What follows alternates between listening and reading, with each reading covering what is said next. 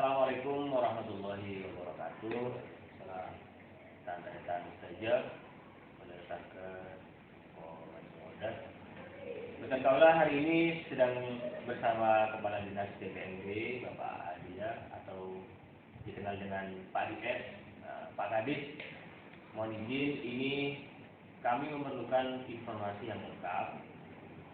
Banyak asumsi-asumsi informasi tentang bantuan dari pemerintah ini yang tidak diterima secara langsung dan lengkap oleh masyarakat terkait dengan BLT khususnya. BLT ini bantuan langsung tunai yang menggunakan anggaran dana desa. Jadi dana desa ini yang harusnya diperuntukkan untuk pembangunan, untuk kegiatan yang akhirnya sekarang harus dialokasikan untuk BLT, bantuan langsung tunai. Pak Dias, mohon informasi.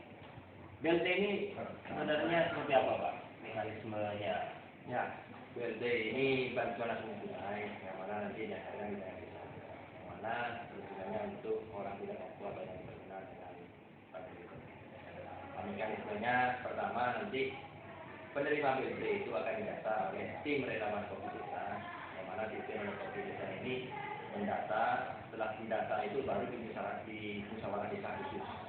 Jadi musyawarah desa khusus itu ditentukan mana aja yang berhak, mana saja yang tidak terafiliasi dengan tersebut. Setelah hasil dari musyawarah desa itu baru dilegalisasikan oleh kepala desa dengan tanda tangan, dan itu baru disahkan oleh camat yang dalam hal ini pendapat delegasi lebih lanjut. Jadi menunggu hasil dari teman-teman relawan itu yang mendata penerima BLT. Jadi kalau pendataannya lebih cepat, prosesnya juga akan lebih cepat. Ya, apabila pendataannya itu sudah selesai, jadi nanti akan menunggu dari perubahan APBD, yang mana nanti BLT itu akan dimasukkan di perubahan APBD. Jadi setelah perubahan APBD itu selesai, baru nanti perkades yang mana itu data-data penerimaan itu untuk penyaluran tahap berikutnya. Dan ini Pak, sekarang April di akhir, sekarang kan 28 April ya, 28 April. Kita ini kan seperti saya baru melakukan musdes besok. Nah kira-kira kalau saya melakukan musdes besok, pendataannya sudah selesai, BLT ini cairnya apakah di bulan April, apa bulan Mei, apa Juni, atau Juli, atau Agustus? Ya, kira-kira. Silakan dibahas dulu. Yang mana apabila BLT itu sudah dibicarakan besok, itu kan masih perlu legalitas dari hasil BLT itu. Dan nanti disahkan oleh Pak Bupati dalam ini dijelaskan oleh Pak. Nah, dari itu nanti itu akan menunggu perbu. Kami bisa membuat peraturan bupati yang mana di dalamnya itu ada perubahan perbu dari PK 26 menjadi PK 140. Jadi kemungkinan kami insya Allah dalam minggu ini akan membuat perbu, dan kemungkinan nanti dengan perbu selesai teman-teman di desa itu bisa PAK APBD yang bisnisnya itu dari perbu yang perubahan sekarang. Jadi kemungkinan nanti itu Mei minggu kedua.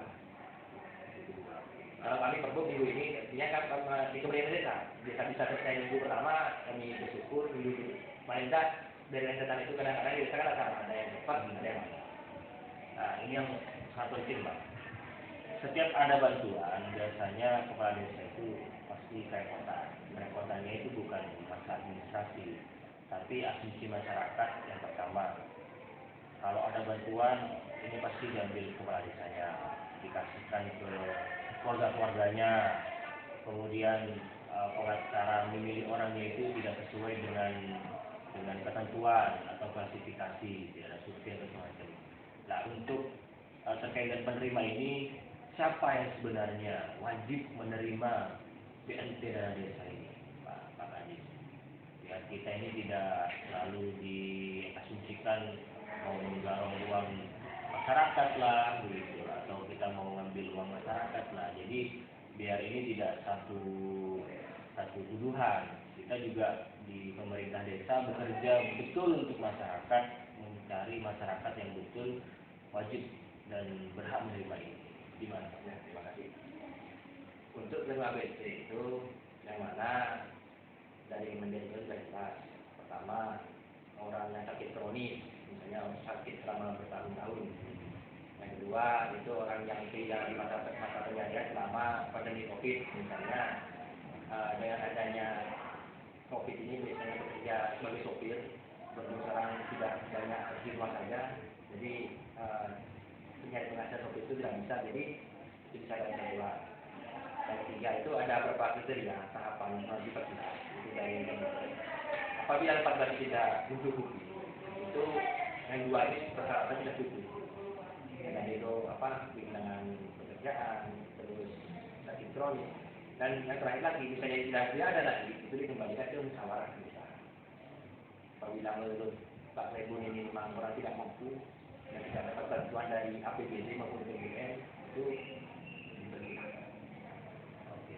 kan Pak, informasi terkait dengan pencairan, kan pencairannya ini kan menunggu proses tadi itu dan katanya kan ini katanya ya pencairannya itu 15% dan 10% di total 30% yang harus kita keluarkan. Nah itu gimana Pak? Maksudnya cairnya itu apa rapel satu kali cair, apa 15, 19, 10 cairnya aja tahapannya? Ini Pak Bu, kami sudah berkoordinasi dengan Kementerian Komunikasi, saya ulangi dari Kementerian Komunikasi, Kementerian Informasi, yang mana pencairan untuk dana desa tahap 2 di Bangkalan ini menggunakan 15%, yang mana biasa seperti yang lain 30%, jadi 15 bulan pertama itu 15%, itu segera untuk BLT dan 30% itu, di bulan berikutnya itu 15%, 15%. Bulan berikutnya jadi lengkap 40%. Dan itu tidak bisa dirapel.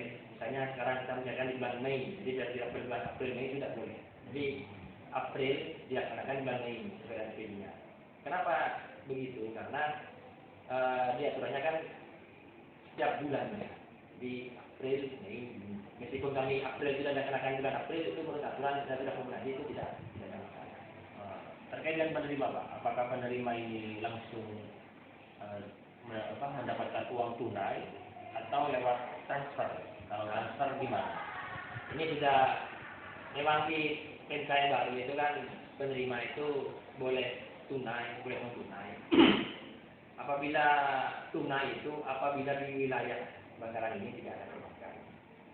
Contoh seperti di Papua itu kemungkinan kalau memang tidak ada sulit tidak perbankan itu boleh melakukan tunai. Tapi kalau apabila di wilayah Bangkalan ini bisa filternya itu ada bank, itu harus menggunakan non tunai. Dan dalam hal ini Bangkalan sudah bekerja sama dengan Bank Jatim. Kenapa bekerja sama dengan Bank Jatim? Karena kita RKB kita kan dari dana itu sudah kebuatan sama Bank Jatim sudah bekerja. Kita coba dengan kedua. Apabila kita menggunakan bank lain, itu akan dikenakan biaya transfer. Sama Bank Jatim tidak ada potongan biaya transfer dari rekening kas desa ke penerima. Dan di Bank Jatim ini bukan pertama itu meskipun tidak dikenakan biaya. Kalau untuk bank lain mungkin akan bukan harus ada uang yang nanti. Tapi untuk bukan pertama ini tidak dikenakan. Baik, penerima Pak. Ini kan misalkan penerima, berarti penerima kan buka rekening yang itu nanti difasilitasi oleh pemerintah desa. Nah misalkan Pak ada penerima, misalkan orangnya yang tadi itu masuk ke penyakit kronis dan itu misalkan tidak punya surat pendudukan. Ada satu contoh pertanyaan, apa ini ada calon penerima nanti nggak punya KTP atau nggak punya KSK? Nah itu kira-kira nanti gimana Pak? Ya, memang banyak permasalahan di bawah, yang mana apabila kita itu menggunakan non tunai otomatis di perbankan itu kan harus ada KTP untuk membuat buku rekening. Kami sudah berkoordinasi sama Dispenduk. Apabila ada hal yang seperti ini gimana? Jadi kemudian nanti Dispenduk itu akan berkoordinasi dengan camat. Nah, nanti mungkin teman-teman camat di kecamatan itu bisa jemput bola di bawah dan nanti biar Pak Rebun gimana enaknya sama teman-teman camat. Itu akan apa rekamnya apa ke desa atau gimana? Nah, nanti silakan berkoordinasi dengan camat. Jadi intinya semuanya dibantu Pak ya. Kemudian yang terakhir mungkin Pak, yang terakhir terakhir terkait dengan BLT ini, kita dari pemerintah desa apa siap untuk kami dari Kepala Dinas DPRD untuk melakukan kinerja biar ini cepat, karena memang tidak bisa kita pungkiri kita semua di pemerintahan desa di Pangkalan Pak ya, memang misalkan pencairan DD itu kan tahap pertama sebenarnya Januari sudah bisa, kemudian di tahap kedua itu Maret sudah bisa, itu aturannya. Pak DM dengan dinas saya pikir sudah bekerja keras selama ini untuk mendorong pemerintah desa untuk bisa cair di awal tahun ya. Tapi ternyata proses-prosesnya kita yang mempunyai kelemahan secara administrasi. Jadi ke depan kira-kira bagaimana Pak pemerintah desa ini Pak? Ya, terima kasih. Saya harapkan kepada teman-teman tentang desa itu sekarang harus kerja semaksimal mungkin. Karena apa? Yang mana BLT ini pertama harus tepat sasaran. Karena kalau tidak tepat sasaran, takutnya nanti kemudian hari itu berurusan dengan aparat penegak hukum. Jadi saya harapkan kepada Pak Lebu, pendatanya itu harus benar-benar tepat sasaran. Yang kedua, dan operator desa itu nanti mohon kerja ekstra dari perubahan APBD agar datanya Pak Lebu agar kita pelaksanaan pencatatan dua ini bisa dilaksanakan dengan cepat-cepat. Harapan di desa ini harus kerja ekstra ya untuk pelayanan kepada masyarakat. Nah, langsung ini terima bukti. Oke, mungkin itu yang bisa kita urai. Semoga informasi yang kita sampaikan ini dari Pak Kadis bisa kita cerna, bisa kita pahami bahwa BLT ini adalah bantuan untuk masyarakat dan tidak kita juga minimalisir bahwa ini kita bekerja keras, pemerintah desa bekerja keras untuk mendata, lembur segala macam. Di sini pun di Bangkalan pun juga bekerja keras untuk masyarakat. Jadi kepada teman-teman pegiat desa, kemudian teman-teman lembaga swadaya masyarakat atau LSM, kami dalam kesempatan ini juga ingin minta bantuan, bukan hanya untuk mengoreksi kami, tapi bantu kami untuk bekerja melayani masyarakat dengan lebih baik sesuai dengan mekanisme dan aturan yang ada. Mungkin itu Pak ya. Mata selangkong ternyata sudah moga-moga bisa manfaat. Allahumma wafiq ila Assalamualaikum warahmatullahi wabarakatuh. Waalaikumsalam.